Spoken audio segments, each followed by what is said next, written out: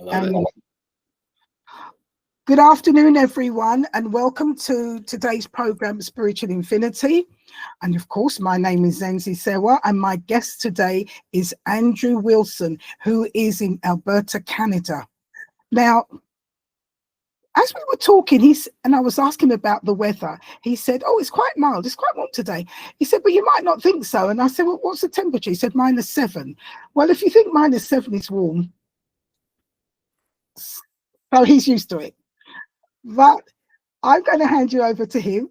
And Michael is a coach who deals in performance trauma, and he helps people in several different ways. But he's going to explain it all himself. But before he gets there, he's going to speak and tell you his journey to connecting to his spirituality, how it started, what forced him, what gave him the push, and what led him to what he's doing today. So without much ado, Andrew in Alberta, Canada, 7 degrees below, -7. How are you? I'm doing wonderful. Thank you. Thank you for having me. Yeah, what started? It was about 2021, really. It was during the time of the pandemic. At the time, I was working for CN Railway. I had just come back from a long stint on the road, and it was about 2 in the morning. I was getting a call from Sturgeon Staffing in St. Albert, and they told me that my mother had been admitted to the hospital. And just for everyone to sort of rewind this story. So my mother and my father, before I came out here, my father was in a horrific accident, and he struggled with alcoholism. And after his accident, he became sober, but he fell off the wagon, of course. And he and my mother had some unfortunate events where my mom had to remove my father from the situation. And she had the farm all to herself. So she decided to sell the farm and move out and be close to me. And at this time, I was in a relationship. And this is how I didn't really know how to communicate. I didn't really know didn't really know me. I just kind of knew my shadow, and I didn't understand my shadow until I started my journey. But I ended up choosing the person that I was with over my mother, and that was probably one of the hardest things I ever did in my life, because that week later, my mom died. And it was like a huge awakening for my reality that I was so angry. I was angry at God. I was angry at myself. I was angry at the person I was with. And something inside of me just said enough was enough, and you need to try something new. So I tried holistic healing, and I went to this lady who had a machine that measures your frequency. And during the session with her, she had told me, okay, you should check out Dolores Cannon. So I was like, okay. So I started to read Dolores Cannon, and it brought me a lot of interesting insights on how we perceive death and how we perceive life. And my mother's death, what I've learned, was going to happen regardless if I could stop it or not, because it's part of her journey. It's part of the process. And it gave me a lot of understanding of how really the body works, and how our mind is really the ultimate controller. It can make you or it can break you. And it can send you down some very dark, dark holes. And I was in some very dark, dark holes at the time. I was struggling with substance abuse. I was drinking excessively. I was smoking. I wasn't taking care of my body.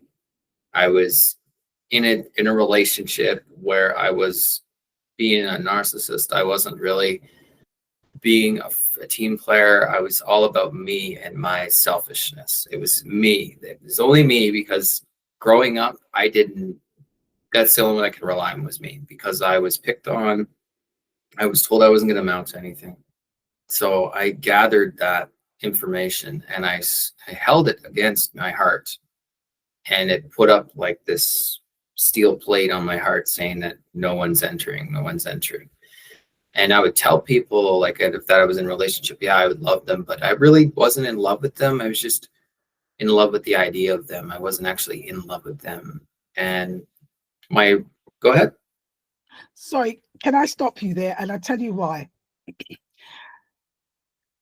It's interesting that you realized all this about yourself, but you then went back in your childhood, how you were treated and told. Can you tell us a little bit more about that? And I'll tell you why, because a lot of people are probably going through what you're going through and probably don't realize it stems from that childhood, and that they need to realize they're not the only one. And this is where it started. And then it is a result of their relationship, what happens, like narcissist, whatever. So could you tell us a bit about the childhood? Yeah, absolutely. So when I was younger, I think I was the age of 5. I didn't really know how to just be myself around other people. I was always nervous. I was always timid. I was scared a lot. I didn't really know, and I didn't really pay attention much in school. And the teachers thought it would be a great idea, instead of let me come back to class, they would just let me stay outside longer and play in recess, because I didn't have the attention span. And this was when I was diagnosed with ADD. And then that was when, once they put the diagnosis on me, it was basically, I lived that diagnosis. But if they hadn't told me I had ADD, I never would have had ADD. It's the fact of the matter that they told me it. So, but that was okay. But teachers, there was only one teacher who actually stood up for me. And she's actually, I wrote a book recently about it, and I'll talk more about that after. But she was the only one who actually like stood by me and pushed me and wanted to see me succeed, while others just kind of pushed me through and placed me where I was useful and placed me where I wasn't useful away. So they kind of placed me away from where I was unuseful, and where I was useful, they're like, okay, yeah, you're good here. So it's like, and then once I finished school, I tried to apply for college, because I'd always wanted to be a radio and broadcaster. Because growing up, I loved sports. I watched sports. I was like, oh, I'm going to be a sports analyst. I'm going to be on the radio. I'm going to be doing all that. I went to apply. They're like, you're wasting your time. You don't even belong here. And then I tried to be a human service worker, which is working with people with intellectually disabilities. And even there, I was told I wasn't meant to be there. I wasn't enough for the industry that they wanted. I wasn't, because I had a learning disability, I wasn't fit to be there. So I had to quit. And that was one day that I had to tell my mother that. And that was probably one of the hardest days too, because I had to tell her I quit school. And she believed that I quit on my own, but I was actually forced to quit. And she wouldn't believe me. And to this day, she actually brought it up the last time I spoke with her before she passed too. So, but that was what my childhood was like. And it just kind of followed me everywhere I went, even like when I moved out here because originally I'm from Prince Edward Island. That's where originally I'm from. And when I moved out west, I wanted to change. I wanted to change who I was. I wanted to change the version of me. And I did, but I also had the shadow beside me the entire time. So I got the work ethic. I changed. I worked in the oil and gas sector, but I still had that shadow. So I was still reactive. I was still defensive. But you also got to understand, people in the oil field like to scream at you, and they like to belittle you, call you retarded and everything else. So it's like, you kind of just you take what you, and then they get mad when you pipe up and say, I'm not this. And, oh, you're supposed to take it, and you're considered a snap show if you don't take it. And it's like, wow, okay. Okay. Take the abuse. Don't worry, we don't mean it. Yeah, exactly. That you've been living this all your life. So yeah, it's not very nice at all. No, and then I decided to leave, and I was going to go and get my apprenticeship in pipe fitting. And then the crash came, and then I was out of work. And then the person I was with backed me into a corner and said, basically, if you don't find a job within the next 6 months, I'm going to leave you. So I was put into a corner, and then I ended up going to the next best thing, which was working for CN Rail. And when I worked with them, I had to be on the road. So that just crushed that relationship completely, because I was maybe home for 2 days a month. That was it. Oh, Yeah, always on the road. Because if people aren't aware of this, you work whenever it's train time. So it could be 2 in the morning, it could be 5 in the afternoon, and you could be driving for anywhere from 10 to 15 hours just to get there. And that's on one of your days off. And then on one of your days off, you're driving home. So you basically lose 2 days on your 4 days. Not good. Not good No. at all. So it taught me a lot about what I wanted and what I needed basically at the time. And I didn't need that job because that job was extremely toxic. You were basically a number. My number was 182246. And I was like, and my coworkers would always joke, "Oh, our prison identification numbers are such and such." And you got belittled a lot in that industry too. Like if you weren't useful, you were unuseful, and you weren't like worth anything. And if you didn't follow their rules, then they would blacklist you, or they would put an X on your back, and they would change your start times, or they would do just the most juvenile stuff you can imagine. Like it was basically like working with children. And Yeah. I was a child at myself, so I didn't really understand it. And then I found quantum healing, and I got into that, and I learned about past lives, and I learned actually that the reason I had such a rough childhood is because what I did in my past life. I was not a polite person in my past life. I did a lot of harmful things to people. Mm. And in this life, I was supposed to learn compassion. That's why I had door after door slammed on me, because it was supposed to push me into that direction of showing passion and showing love to others, and that we need to be treat each other equally. Like just because we're different doesn't mean we're actually different. We're actually energetically connected.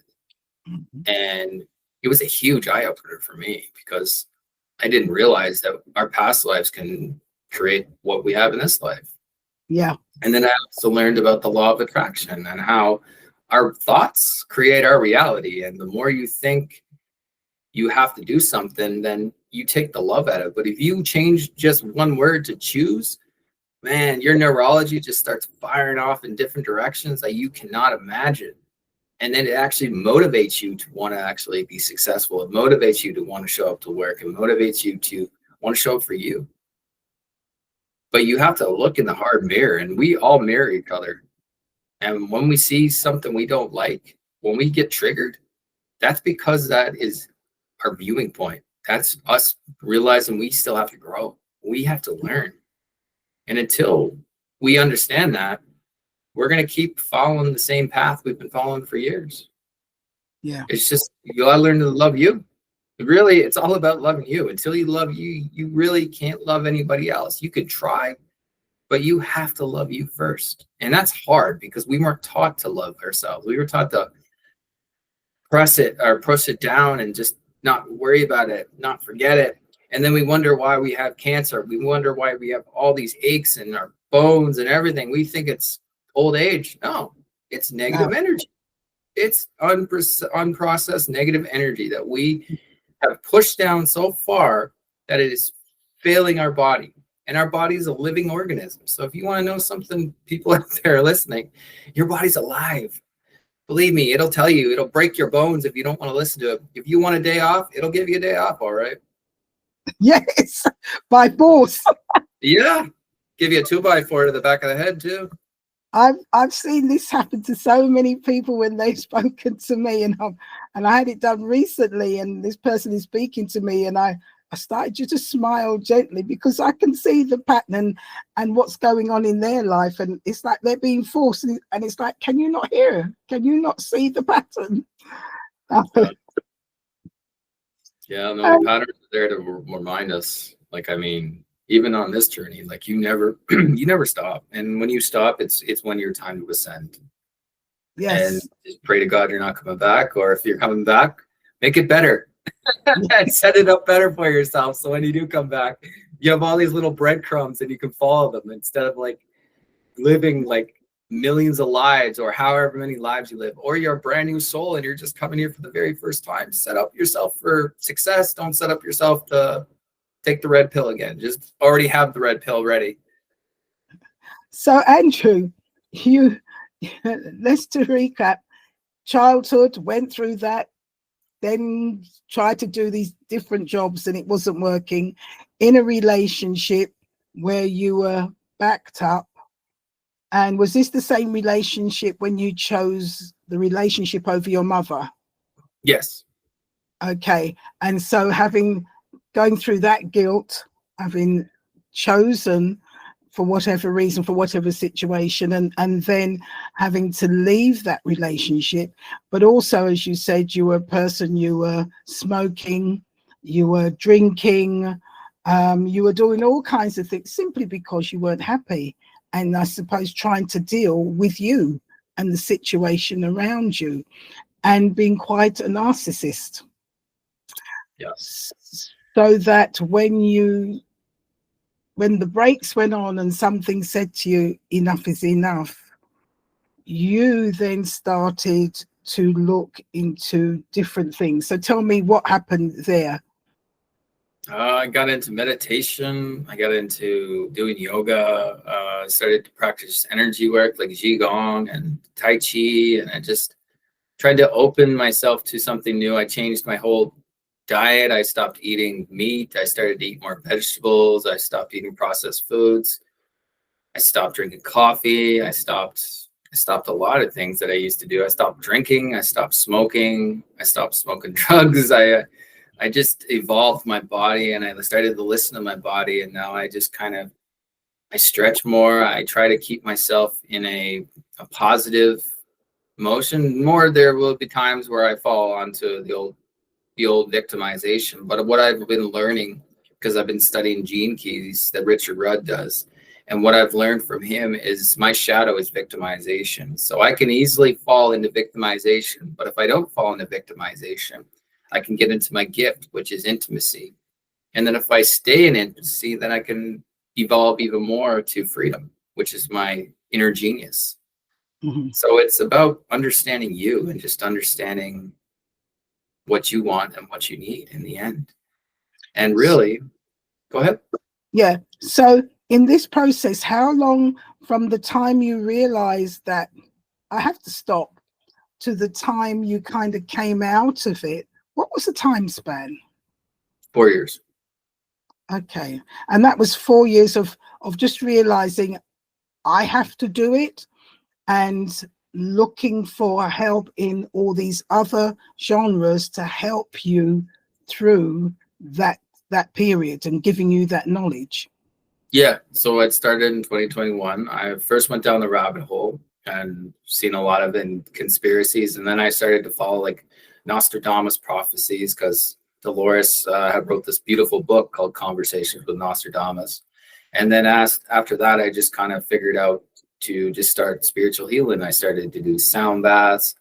And then I met during the time I had a best friend who's now my wife, and she was there with me the entire way, like showing me. And then like, she would even be my mirror. Like there'd be times that she would like trigger me, and then I didn't understand why she was triggering me until I looked and said, "Oh, I'm looking at myself. I'm seeing a reflection." But you don't really notice those at the time because you're caught up in the moment, and your ego, the one thing that you can like work on with is this journey is your ego. Your ego is always trying to step in and Yeah. block you from positivity. It just Yes. wants to keep you negative. It's wild actually.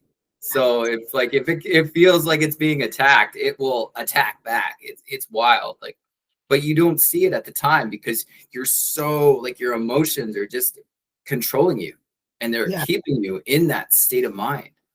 But then after you realize it, it's like, what am I doing? It's like when a person wants to quit and they tell themselves over and over again, I want to quit, I want to quit. But in the end, they're just like, why am I saying these things? What am I quitting for? Why do I need to quit? What is the point of giving up? I've come so far. Why do I choose to give up? Because my ego wants me to give up. Because it's Because scared. yeah, and because your ego wants you to stay exactly where you are and not make that turnaround. And in making that turnaround, you're actually connecting to the real you, which is so powerful. And it is very difficult. It is very hard. And think you can agree with me that you really have to be aware, and sometimes you forget until something happens to shake you to say, as you said, what am I doing? No, I'm not giving up. I'm not going down that way. It is very difficult. Absolutely, yeah. And that's why I'm like my mentors that are teaching me in this course are like, get comfortable being uncomfortable, Yeah, because the triggers are the blessing, because the triggers are actually pushing you in the direction you need to be. They're reminding you of the version you want to be. They're reminding you of the person you want to be. They're reminding you that there's so much that you can do that you're not aware of. yeah. It's just you have to be willing to go through the garbage to get to it. You have to like walk through the trash to get to the beautiful ocean. You have to walk through all the garbage just to get to the ocean, or And whatever beautiful place you want to be at. yeah, and it's all the garbage and all the trash is what we have created Absolutely. unwittingly. And I want to say this to everybody: when we go through difficult times, and when we're faced with difficult times, it's not a punishment. It's just showing us what we need to clear within ourselves. And it's not to bring you down, it's actually to lift you up, and it's to make you flex those spiritual muscles to be the person you really could be. Definitely. And that's just, but you have to, it's really just about you, and just, Yeah, but you also have to surround yourself with people who want to grow. If you don't, and the sad thing is, like, my family, unfortunately, some of them I trust will get it, or it's not meant to be. But your family, as much as you love them, the best thing you can do if they're not helping you grow, distance yourself, set up boundaries, love them from a distance, don't love them from up close, because up close brings you back into that reality, brings you back into that person that you used to be. And it's tough because you're around them all your life, and you think because you've created such a bond with them that you can't leave, but you can. And it's yeah, easier when you do, because when I left where I was born, I changed a lot. I grew more, I understood myself more. I didn't fall back into that same paradigm that I was before. mm, And a lot of people noticed that when I went home last. They said, "You've changed." Yeah, yeah. I have changed, because So I that's, want. sorry, that's when you left from where you before, and literally what changed, counties changed, areas altogether. Provinces. You changed provinces altogether to Yeah, start afresh. And absolutely. I'm so glad what you just said with the family, because it can be so difficult for people, and they need to understand that as much as your family can be your safe place, it can also be the place that's keeping you back. That's right. And it's very, very, very difficult. I mean, when Abs- you were leaving, did you get reactions from them, Andrew? No, not really, because when I was leaving, my parents were happy because I was going out to the oil and gas. And then, like I said, my father had that horrific accident. And when I left, there was a lot of things that happened. My grandmother passed away, and then I went back home, and I was still that same person. But then years after my mom dying, I went home again, and my best friend really pointed it out, because my best friend was still doing all the drinking, all the drugs and everything, and I was not. And he was shocked because he wanted to go out to a bar one night, and I said, "You go ahead, fill your boots, but I'm not going to a bar anymore. That's not where I'm meant to be. That's not who I am." And a lot of them, they don't get it. And then I had a friend of mine who had a horrific accident, and his body was basically telling him he needed to relax, but he took it as like his back was broken, he's fused and everything. But the reason his spine snapped was actually because he wasn't listening to his body. This guy was younger than me, and he was having heart attacks. Like, but you don't get it. You just don't get it. But he's not aware of it. And the one thing I've learned in my course is everyone has different values, and I respect Oh, that now. Oh, And because yes. you have different values, I now understand why you are the way you are. You look at politicians, you look at people in the medical industry, you look at doctors now. I used to look at doctors like they were pillow pushers. Now I look at you like, oh, now I understand. You're in this system, you're in this value, and this is what you see. This is how you view the world, and this is how you think you're helping, but it's not your fault. And Yeah. it's really not. And that was the huge eye opener to get understand people's values and where they lie. So and then but at the end of the day, like, we're all equal energetically. Like, it doesn't matter about sex, it doesn't matter about race, it doesn't matter about job, it doesn't matter about anything. At the end of the day, we're just energy. Yeah. No, thank you for saying that. And I keep on saying everything is energy. The table, the door, the wall is energy. Oxygen is energy. Water is energy. The sun is energy. And our physical body is just energy, because who we really are, which is spirit, is energy. Absolutely. So, Andrew, you've gone through all this and you've distanced yourself and you've had to do this changing and gone through great realization. And you've met, I'm sure, some people along the way that's been really helpful. And you said your present wife was there with you all. You went through sound baths and so many different things to clean and to get through that garbage and that rubbish which you created, and you're through it today. So now, once you've got through it, what was your next journey? Oh, my next journey is to take what I've learned with NLP and apply it to the world. Take my podcast that I use, Beyond Transcendence with Andrew, and share it with people, and introduce people to new tools that they can use in their back pocket. Like, there's so many energetic exercises that we can use just with our minds. And it's easy, like, it's really simple. And the beautiful thing is, yeah, you got to go take a course to get it, but that's what you want to involve. Take courses. You want to involve, go to seminars. You surround yourself with people who want to be successful. Surround yourself with people who want to grow, who keep you accountable, who push you in the right direction instead of the wrong direction. Take people that you want to be with. Take people that you want to build a life with. That's your community. It's all about community and circle now. It's not about family anymore. It's about who aligns with you. I'm so glad you said about the community, and I think I mentioned this off air before we came on, that it is about community. It's finding like-minded.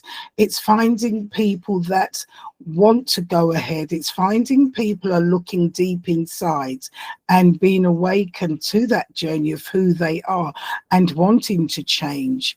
And only when you start to go on that path, you get that support to make the changes you need to change, because as Andrew says, it's very difficult, extremely difficult, because your negative side, your ego, is always trying to pull you back to stay in the garbage, in the rubbish that you unwittingly created.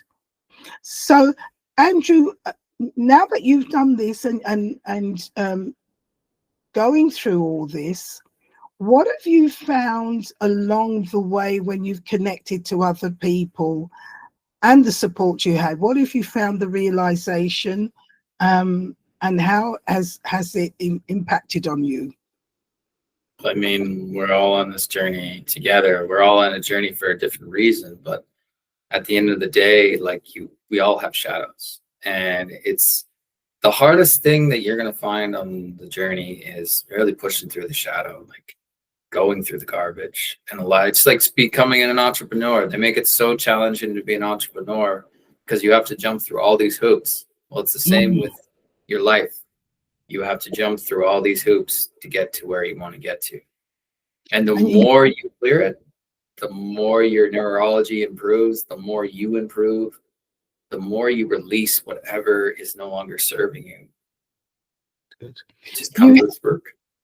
You're talking quite a lot about the shadow. For those people who are listening, can you just explain a little bit about the shadow? Your within us. shadow is the one you created when you were, say, if you have a form of trauma, it could be anything. It could be a time that your mother yelled at you and you put up that force field. And now, because you have that force field, the more you absorbed, the bigger that force field has become, the bigger that identity becomes. And the more that identity grows, it consumes your soul, it consumes your heart, and it says no entry.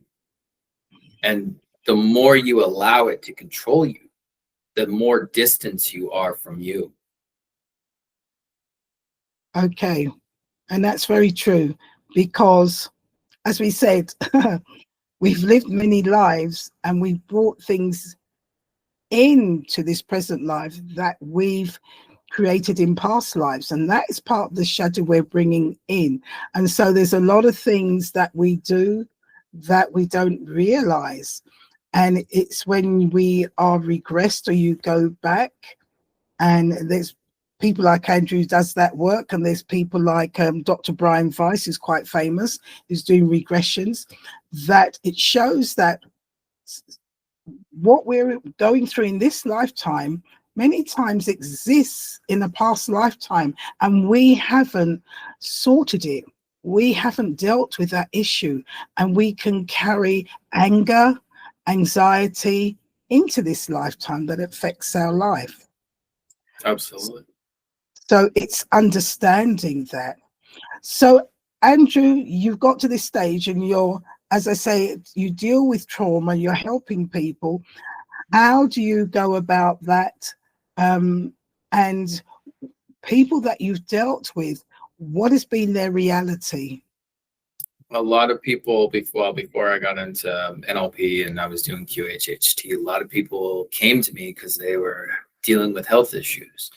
And one lady that came to me, she had severe health issues. She had just been diagnosed with stage 4 ovarian cancer, and she went through the chemo, she went through the treatments and everything, and then she came and saw me.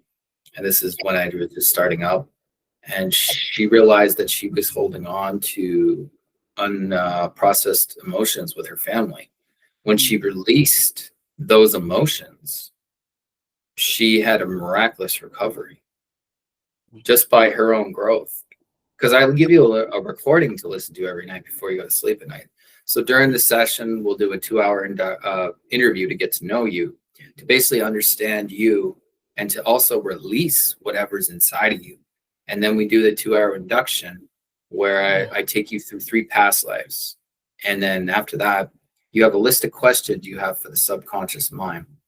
And then you ask those questions when I call forth the subconscious. And the subconscious will give you the answers. And once you get the answers, people's neurology would start to calm. There would be no more. They would have to go through some really horrific things in their past lives to get to this. But it's like us in our everyday lives. We have to go through this. We have to, no matter what. And you are going to want to quit. And it's hard. You know what I mean? Hard, because I'm still doing it every day. And there's days where I want to quit, and there's days where I want to give up. But at the end of the day, you have to push through, because the more you push through, the healthier you become. Yeah. You really are the reason that you are sick. You really are the reason that you are carrying diseases. It's you. You are the reason. And you can change all that just by your thought, just by how you talk to yourself, just by your beliefs even. We don't even know about beliefs. Limiting beliefs, they're the reasons that we don't want to improve ourselves. They're the reasons that we don't believe we can be successful or have a stable job or have stable income or have a stable relationship, because we believe we're unworthy. We believe we aren't chosen for this. We believe we aren't ready for this. Yeah, you're ready for all of it, and you're worthy of all of it. But you have to go through the darkness first. And none of you want to, and I know why, because it sucks. I believe me, it sucks. But I'm doing it every day. And like when my wife triggers me, the first thing I want to be is reactive. And then it's like, hold on a second. Why are you being reactive? You're being reactive because you still have work to do. Yeah. Oh, yes. Yes. because we're not supposed to allow something to trigger us, to get us annoyed, to get us angry. We should be able to see things for what they really are, go beyond, understand it, and then just push it aside. Take in what we need to take in, change what we need to change. Oh, and probably there's nothing to change. You just brush it aside and walk on. So every time something triggers you, you get angry. And as Andrew said, it's a walk in progress, because you never stop. It doesn't matter. Andrew's a coach, I'm the coach, all the coaches, we're all still going through, because as you clear one, you step up, you clear another, you step up, you clear another, there is so much. And even not just what you brought in from the past lives, which is creating things here, when you didn't realize it, those things were triggering you in this life, you're also creating them as well. So you have to clear. So it's like, oh my gosh. So it is watch what you think and watch what you say, because you create your own reality. Absolutely. Yeah, So, you're a master manifester, believe it or not, people. You already know how to manifest. You just don't know how to manifest the right things. When you start to learn to manifest the right things, wow, like what a shift and change. Yeah, we unwittingly keep on manifesting the wrong things. Exactly. But we're not supposed to manifest the right things, because then if there would be no control. Yeah. Right. As it was said, we were made to forget who we are so that we continue to be controlled. Absolutely. And in this time, and in this time we're in now, there is so much going on the earth. So many light workers like myself, Andrew, so many of us who are awake, and we're helping the others who are ready, like all of you are watching, to awaken, and sharing the tools that you can use to clear your garbage, to strengthen yourself, to make those changes, and to point you in the right direction. Andrew, can you tell us how people can contact you? You mentioned that you've written a book. Have you got one there so we can see? Come on, talk about yourself. I have to go get it. It's not in this room. Okay, so tell us how people can contact you, please. Absolutely. Yeah, I'm on my Instagram has everything. It has my website, it has my podcast, it has my link to my book, and the Instagram is at Beyond Transcendence with Andrew. Everybody heard that? At Beyond Transcendence with Andrew. So if you want to connect with him, if you have heard what he says and you can resonate with that, and this is what the programs are all about. Everybody, all of us have gone through something, and we're being awakened to see what is it that we've gone through, we've brought in, and how to deal with it. And we're sharing it, because the earth can be much better, because we are the world. It's not the person sitting in the parliamentary office or sitting on the throne in some country. We, the people, are the world, and we have the power to change the energy, because we are energy. Once we as a community come together, and with that power, we can send it out to change how the world is. Because it's not a very nice place when you look at some of it, but we have the power to change it. So, Andrew, before I say thank you, can you leave us with some gold nugget of advice of how people can step forward in connecting to their spirituality, who are probably struggling at the moment? What would you advise? At the end of the day, it's what do you want? What are you focusing on? What is the version of you want to be? Do you want to stay the version that you are, or do you want to create something beautiful within yourself? And to do that, you're going to have to go through some hard times. But I promise you, if you go through those hard times, you will never regret it, because the stronger you become, the more powerful you are, the more empowered you are, the more loved you are. And it's taking those steps. Just take those steps and just walk through it. Oh, we're all there to support you. We've all been there. There is a reason there is a community forming right now. And that's because, I mean, if you want, even come on the podcast and tell me about your journey. Beyond Transcendence with Andrew, look me up. And you can tell me everything. And I guarantee everything you tell me, I've been there. I've done it. Yeah. We've all done it. Oh, yes. Andrew, with those words of wisdom, thank you so much. And to everybody, wherever you're looking, thank you for joining us. And as you see, if you want to get hold of Andrew, please do. But do the journey. It's okay. There's nothing wrong with you. You're awakening. Absolutely. Bye. Bye-bye. Bye. Bye.